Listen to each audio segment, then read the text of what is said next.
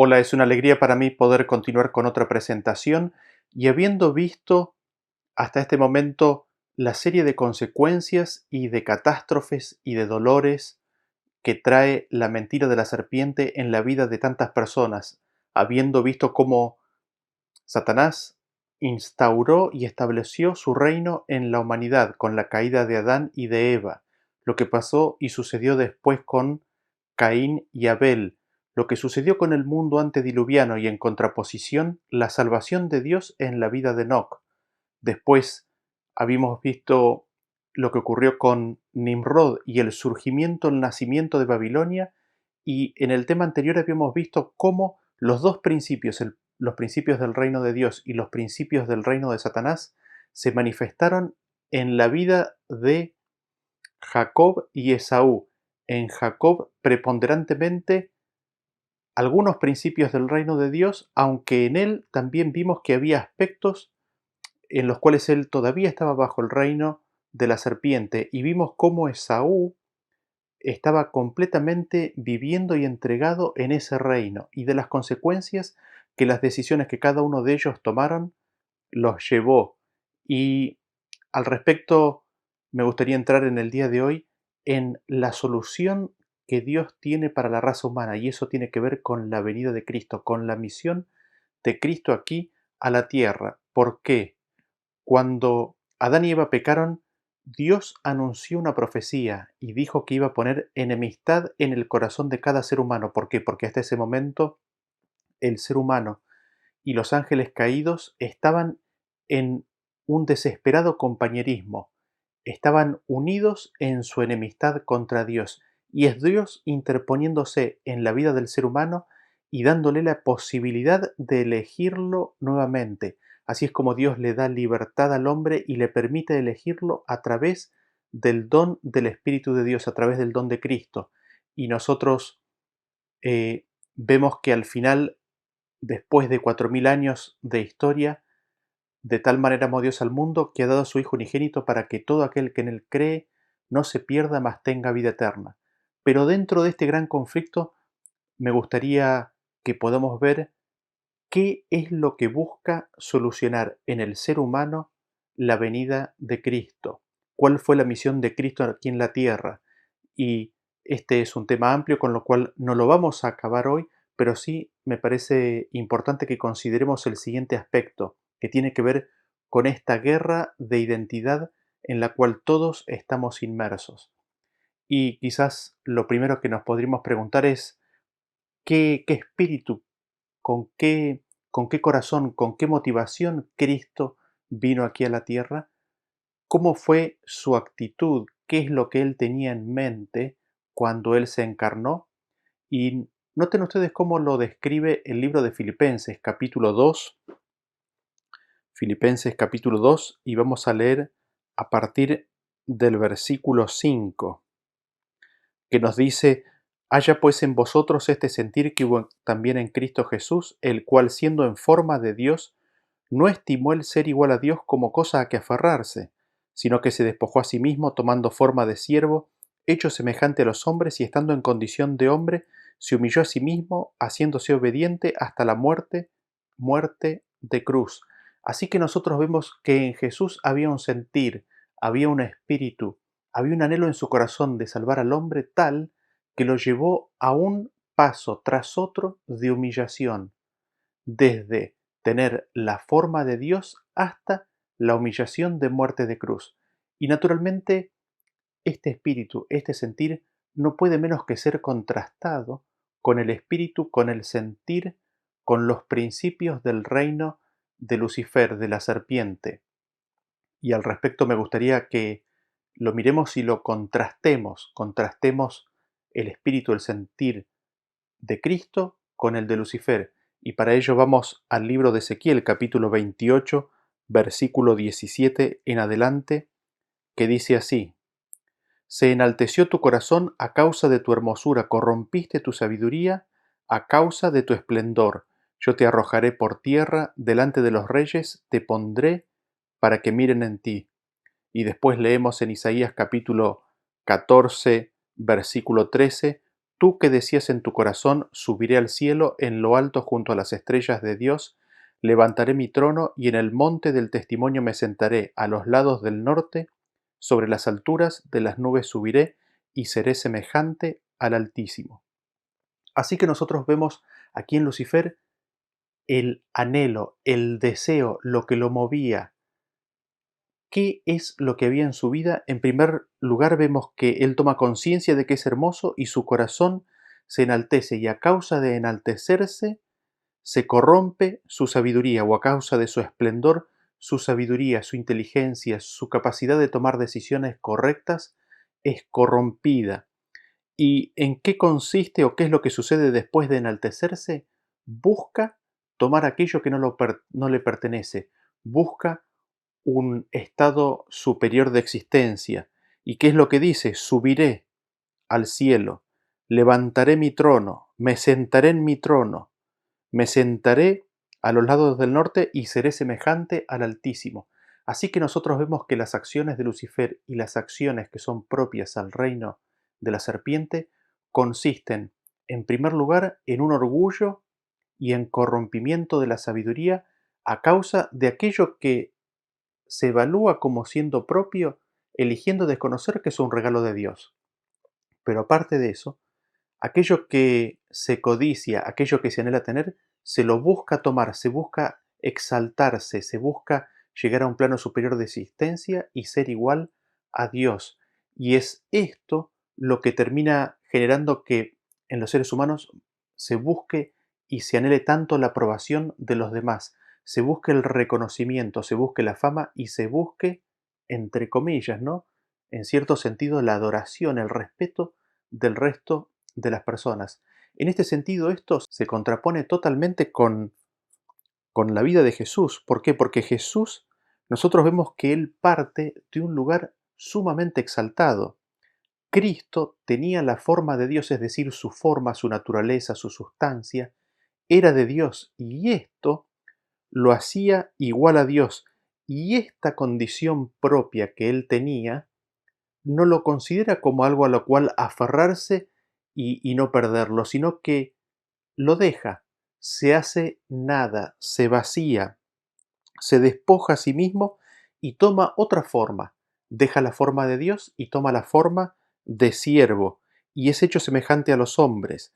Y en ese sentido cabe de destacar de que Él no se encarnó como siendo hijo de algún poderoso o de algún rico o de algún magnate o de algún rey, sino que de un humilde carpintero, viene a ser parte de la familia de un humilde carpintero y se humilla y se hace obediente hasta qué, hasta la muerte de cruz. Así que nosotros vemos dos principios totalmente contrapuestos.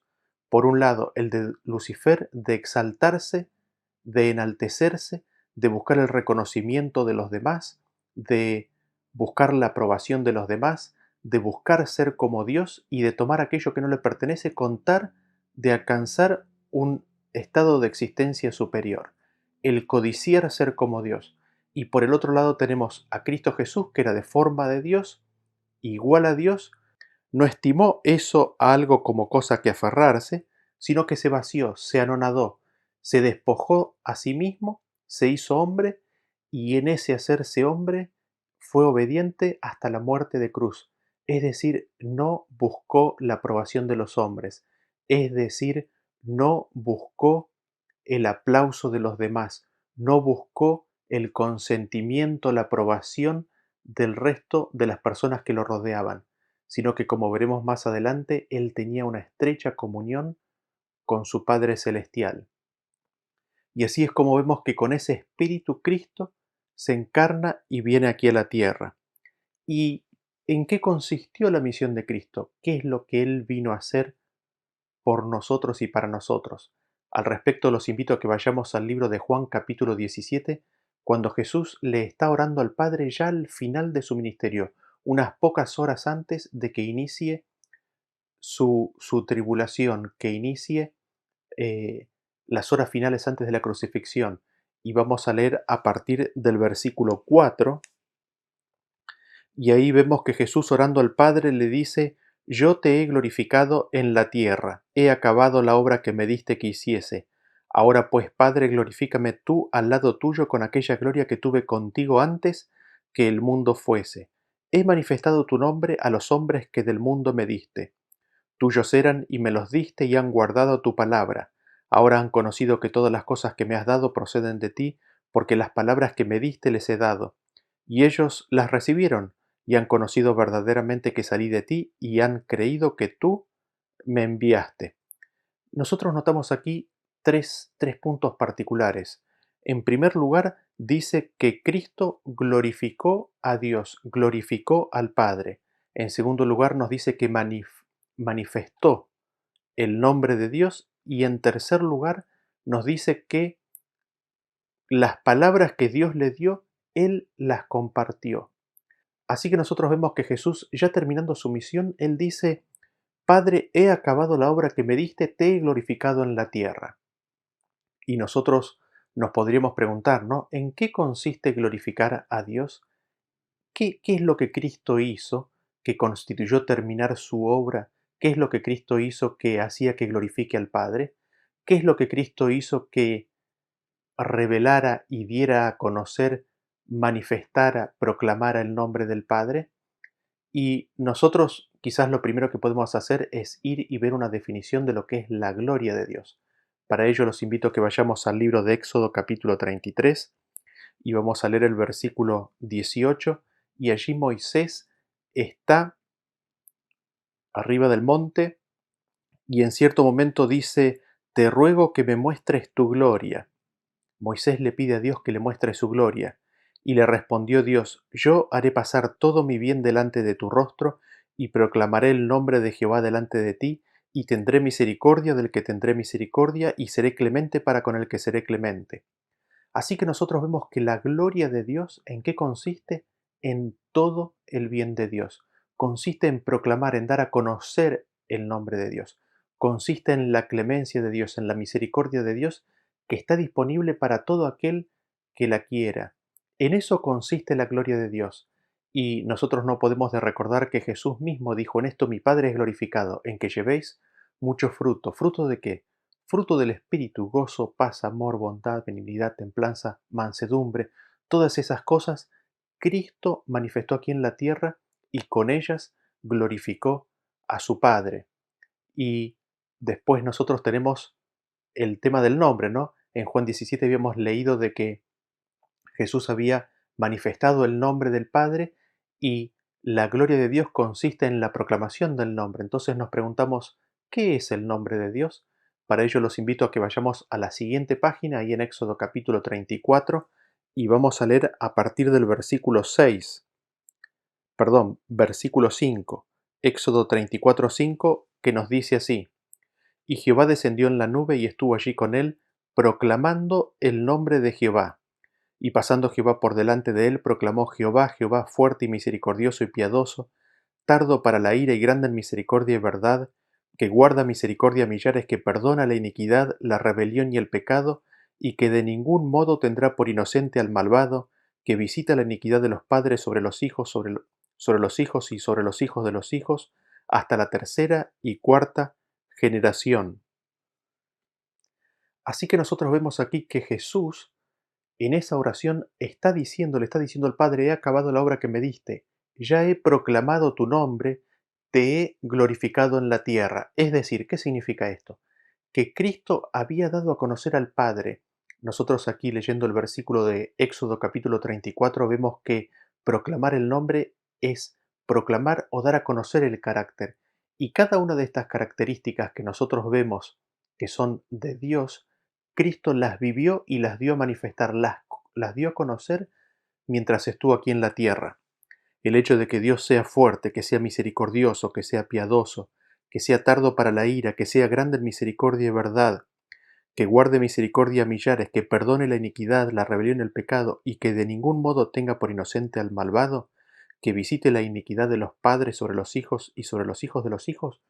Todo eso Cristo lo vivió, lo manifestó y lo dio a conocer en forma perfecta, completa al mundo, de tal manera que pudo decir: He acabado la obra que me diste que hiciese.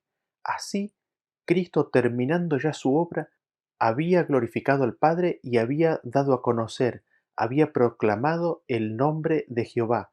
Ahora se podía conocer el nombre de Dios, se podía conocer el carácter de Dios en forma perfecta mirando a la vida de Cristo. Y al respecto uno podría preguntarse, ¿no? ¿Estaba Jesús solo haciendo esa obra? ¿Era una obra en la cual él estaba completamente solo o contaba con la presencia de alguien?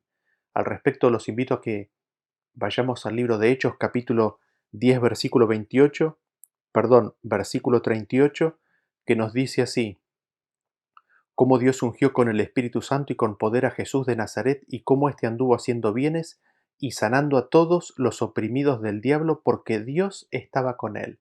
Así que nosotros vemos que Dios estaba con Cristo, Dios estaba con Jesús. ¿Y en qué consistía la glorificación que Cristo hacía del Padre? ¿En qué consistía la proclamación del nombre que Cristo hacía?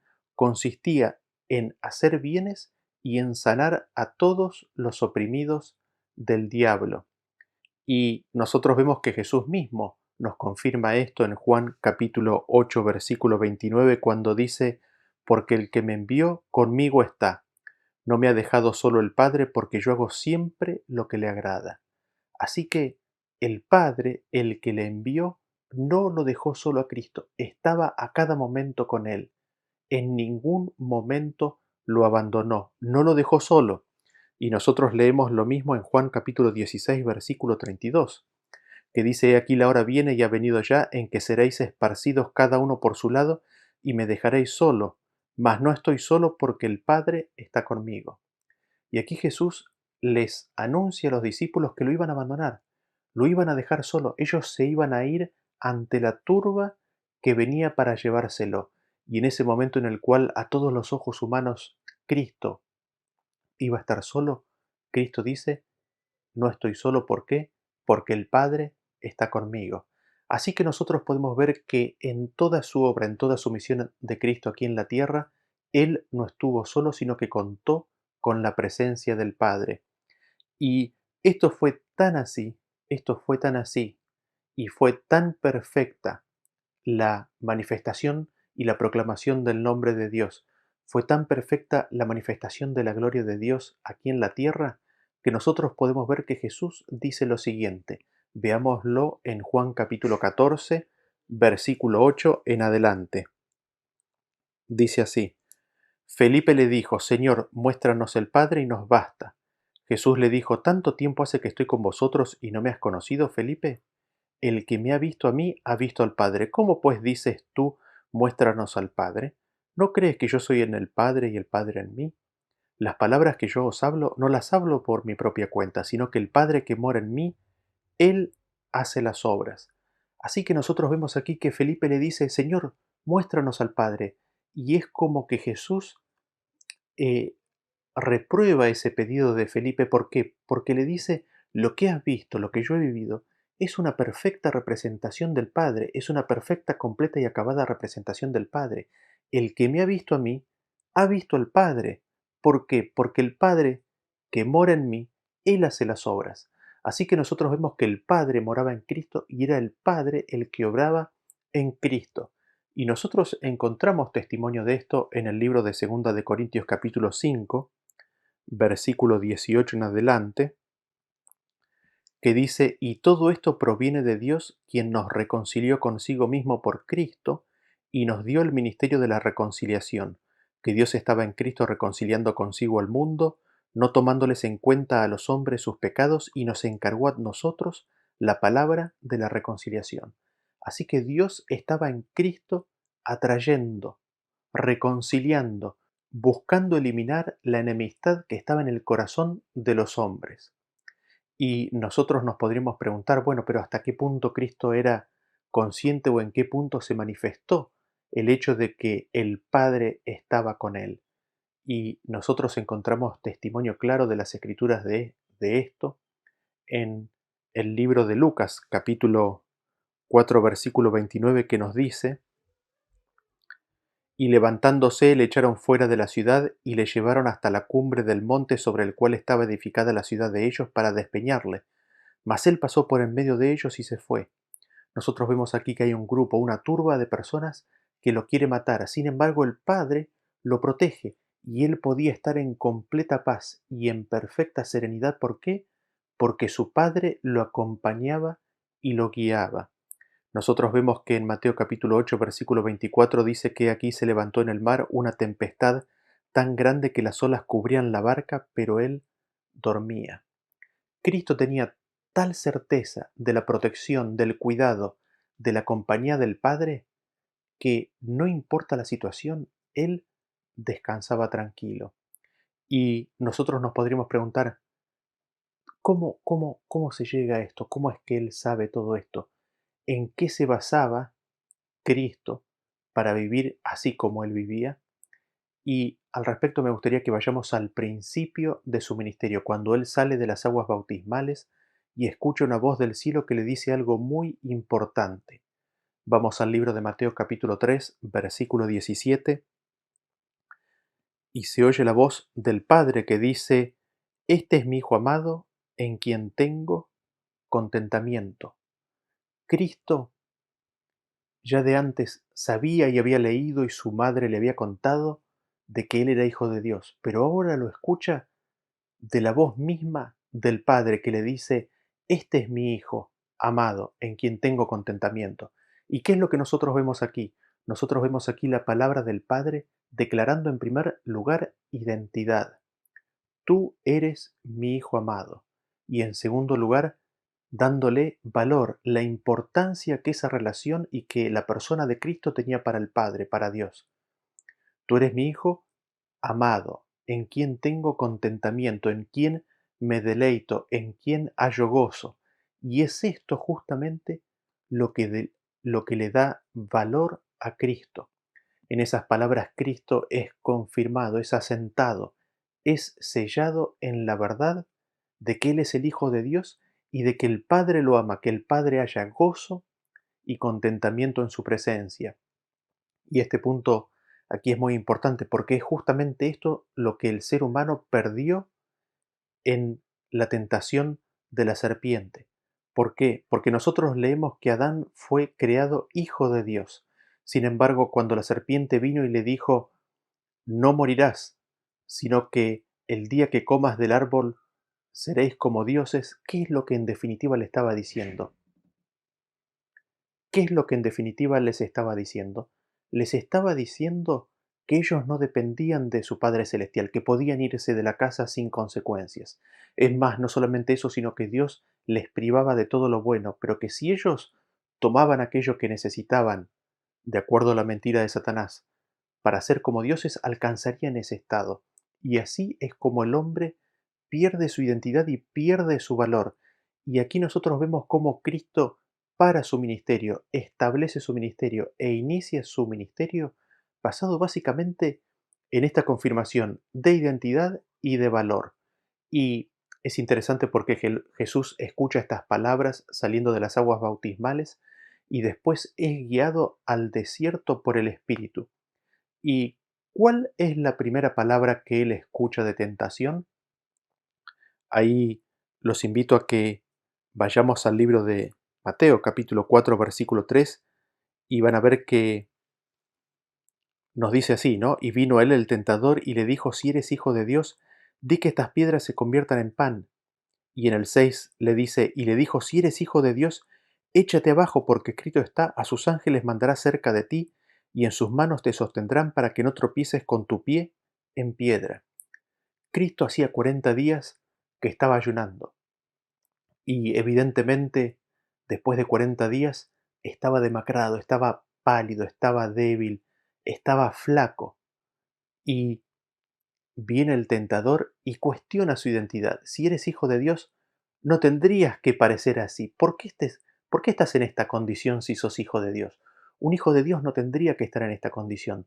Si sos hijo de Dios, di a las piedras que se conviertan en pan. Y así es como Satanás ataca en primer lugar la identidad de Cristo. Busca minar la confianza que Cristo tenía en la palabra que había recibido del Padre. Busca minar la confianza de que Él era realmente el Hijo de Dios. Y nos preguntamos cómo responde Jesús. Lo leemos ahí mismo en el versículo 4 del capítulo 4. Dice, Él respondió y dijo, escrito está, no solo de pan vivirá el hombre, sino de toda palabra que sale de la boca de Dios. ¿Y qué palabra había salido de la boca de Dios? Este es mi Hijo amado, en quien tengo complacencia. Así que Cristo se para, se establece, se afirma, abraza esa palabra del Padre y se niega a caer en las mentiras de Satanás. Se niega a demostrarle a Satanás su condición de hijo. Él no necesitaba demostrar ni probar absolutamente nada. Con la palabra de Dios bastaba. Y nosotros vemos a Jesús ingresando en su ministerio. Y la manifestación de su ministerio es lo que está profetizado en las Escrituras. En las Escrituras nosotros vemos que se hablaba en el Antiguo Testamento del Mesías, de Cristo, de que iba a ser amado del Padre, de que era amado del Padre y de que Él, es decir, el Padre, iba a estar con Él, que lo iba a acompañar. Y Cristo conocía esto, Él sabía esto, por eso hablaba y vivía de la forma en la cual Él hablaba y vivía. Y nosotros podemos leer estas profecías, la podemos leer a la primera en Isaías capítulo 42, a partir del versículo 1, donde nosotros vemos eh, la relación que tenía Cristo con su Padre y la obra de Cristo. Fíjense cómo dice, He aquí mi siervo, yo le sostendré, mi escogido, en quien mi alma tiene contentamiento. Lo que Cristo oyó en el bautismo, ¿no es cierto? He puesto sobre él mi espíritu, él traerá justicia a las naciones. No gritará ni alzará la voz, ni la hará oír en las calles, no quebrará la caña cascada, ni apagará el pábilo que humeare. Por medio de la verdad traerá justicia. No se cansará ni desmayará hasta que establezca en la tierra justicia, y las costas esperarán su ley. Así dice Jehová Dios, creador de los cielos, y el que los despliega, el que extiende la tierra y sus productos, el que da aliento al pueblo que mora sobre ella y espíritu a los que por ella andan. Yo Jehová te he llamado en justicia y te sostendré por la mano, te guardaré y te pondré por pacto al pueblo, por luz de las naciones, para que abras los ojos de los ciegos, para que saques de la cárcel a los presos y de las casas de prisión a los que moran en tinieblas.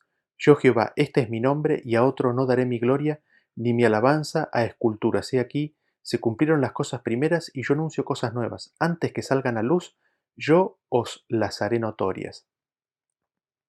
Así que nosotros vemos aquí la misión, la compañía, la guía, la protección, el cuidado, el don del Espíritu que Cristo iba a recibir. Todo esto que el Padre iba a hacer por Cristo, nosotros lo vemos claramente delineado y al mismo tiempo vemos delineado ¿qué cosa? Vemos la misión, la obra de Cristo aquí en la tierra, de traer luz, de abrir las cárceles, de dar libertad a los oprimidos. Y nosotros encontramos otra profecía un poquito más adelante en el libro ahí de Isaías, capítulo 50, y la vamos a leer capítulo 50 a partir del versículo 4. Dice así, Jehová el Señor me dio lengua de sabios para saber hablar palabras al cansado. Despertará mañana tras mañana, despertará mi oído para que oiga como los sabios. Jehová el Señor me abrió el oído y yo no fui rebelde, ni me volví atrás. Di mi cuerpo a los heridores y mis mejillas a los que me mesaban la barba. No escondí mi rostro de injurias y de disputos, porque Jehová el Señor me ayudará, por tanto no me avergoncé.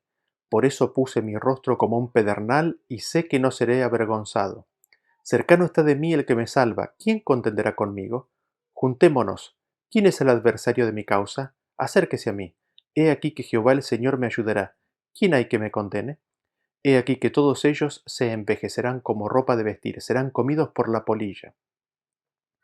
Qué interesante, ¿no es cierto? Nosotros vemos aquí Cristo profetizando lo que él mismo iba a vivir, iba a orar e iba a decir mientras estuviera aquí en la tierra caminando como un hombre. Cristo se iba a apoyar completamente en el brazo de su Padre. Él sabía que su Padre estaba cercano. Consiguientemente, aunque enfrentare todo el rechazo, ¿qué es lo que dice? Iba a poner su rostro duro como una piedra e iba a enfrentar las acusaciones, iba a enfrentar los epítetos, iba a enfrentar los juicios y las condenas de los demás. Y nosotros sabemos cómo es que Él lo hizo. Lo hizo de acuerdo al Espíritu de Dios.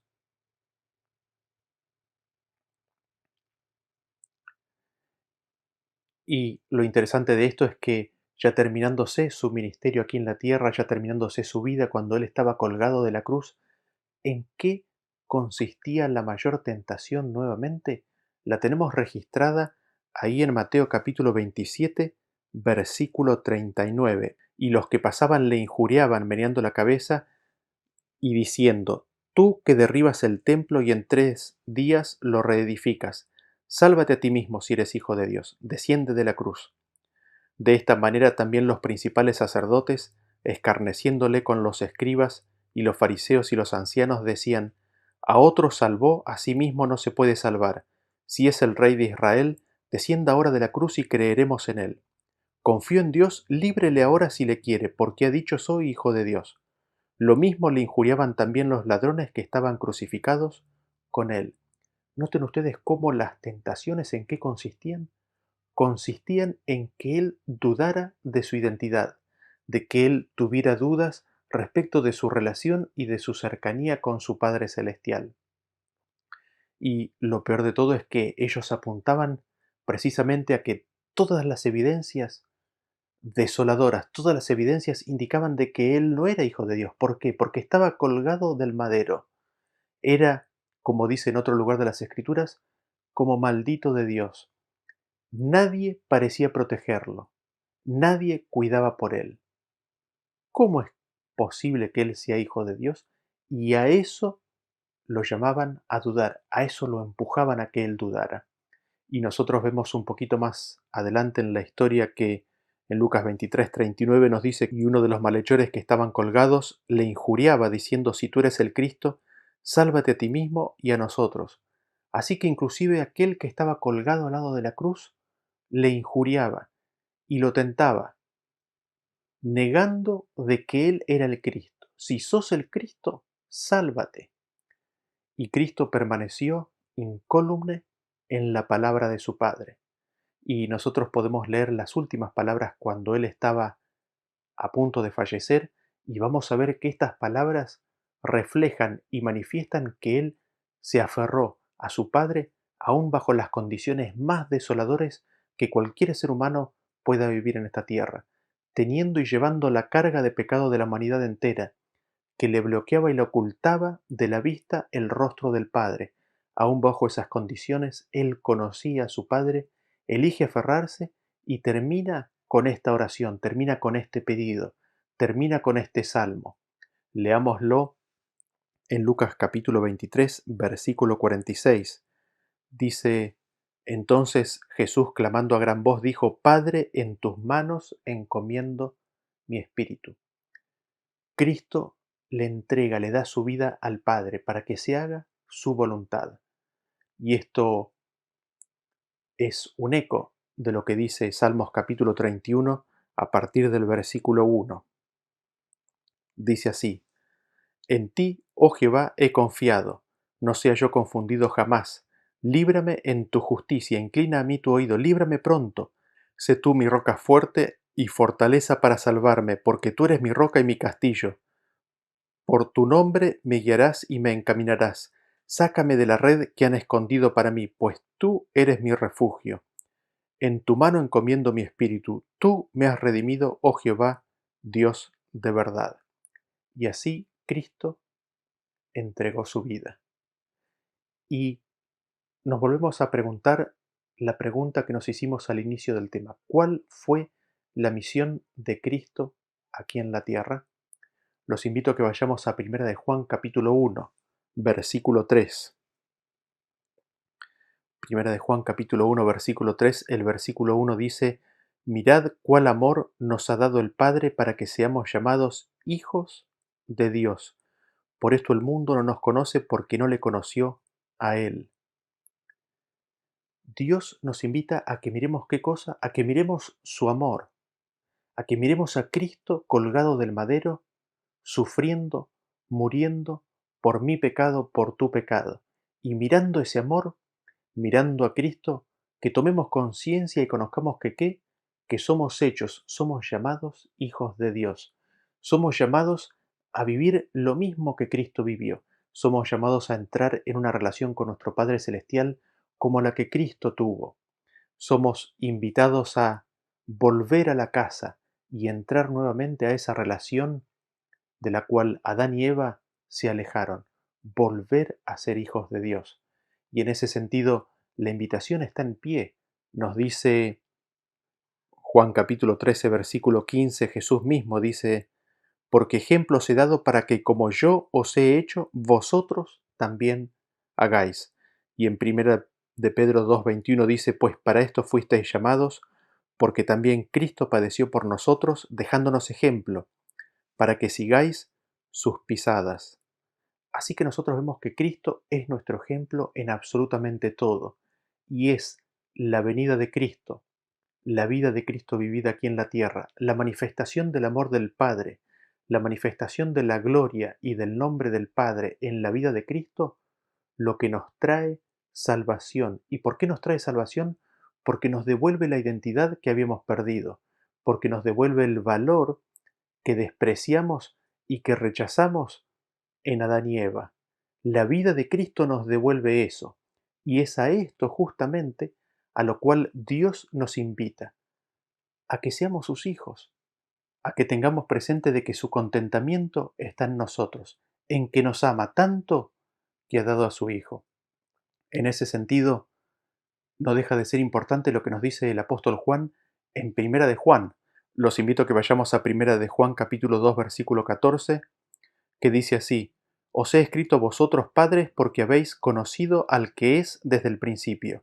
Os he escrito a vosotros jóvenes porque sois fuertes y la palabra de Dios permanece en vosotros, y habéis vencido al maligno. Y después, en el capítulo 5 versículo 4, nos dice así, porque todo lo que es nacido de Dios vence al mundo, y esta es la victoria que ha vencido al mundo, nuestra fe. ¿Quién es el que vence al mundo sino el que cree que Jesús es el Hijo de Dios? La única forma de vencer al mundo es creyendo que Jesús es el Hijo de Dios. Y nosotros viendo a Jesús aquí en la tierra, cómo Él se aferró a la palabra del Padre, que le declaró, tú eres mi Hijo amado en quien tengo complacencia, somos invitados a entrar en la misma relación, somos invitados a entrar en la misma experiencia.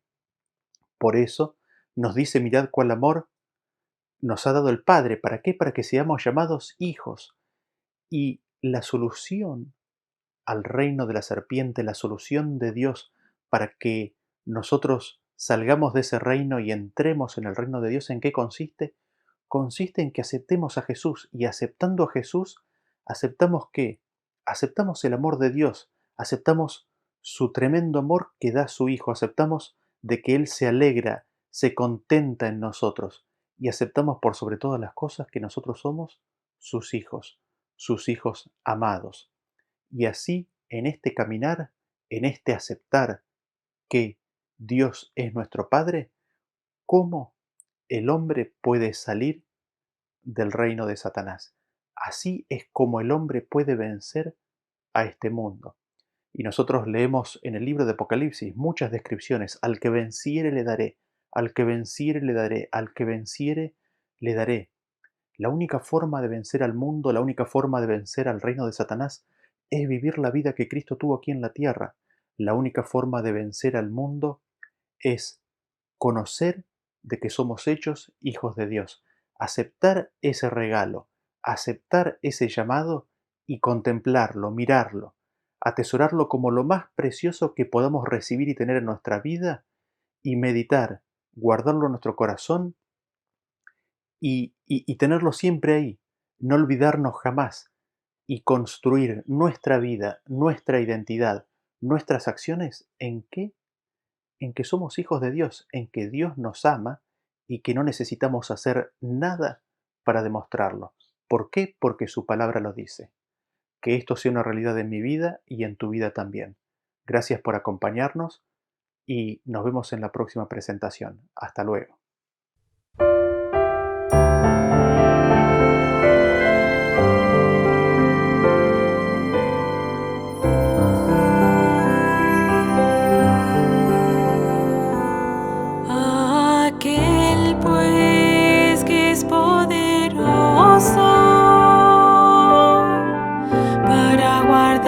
così